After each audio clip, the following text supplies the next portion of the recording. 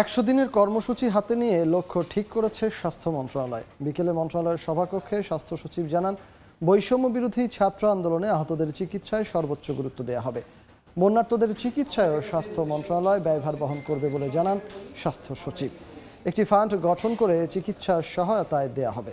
স্বাস্থ্য সচিব আরও জানান, সন্তোষজনক দায়িত্ব পালন না করায় রেড ক্রিসেন্টের পরিচালনা পর্ষদ ভেঙে দেওয়া হয়েছে। নতুন পর্ষদ গঠনের প্রাথমিক পদক্ষেপ নেওয়া হয়েছে।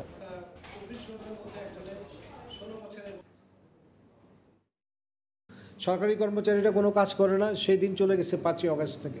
আমরা আমাদের কর্মকৌশল অন্তত 100 দিনের এটা আমরা চেষ্টা করছি। রেড ক্রিসেন্টের ওভারঅল ভূমিকা সন্তোষজনক না হওয়ায় আমরা বোর্ডটা ভেঙে দিয়েছি আজকে। নতুন বোর্ড, নতুন চেয়ারম্যান, নতুন সেক্রেটারি জেনারেল বসবেন। দুর্নীতি দমনের জন্য একটা স্পেসিফিক আইন আছে। আইন অনুযায়ী মামলা দায়ের হলে আমরা ব্যবস্থা নিব এবং কঠোরতম ব্যবস্থা নিব, কিন্তু আমরা আদালতে হস্তক্ষেপ করব না।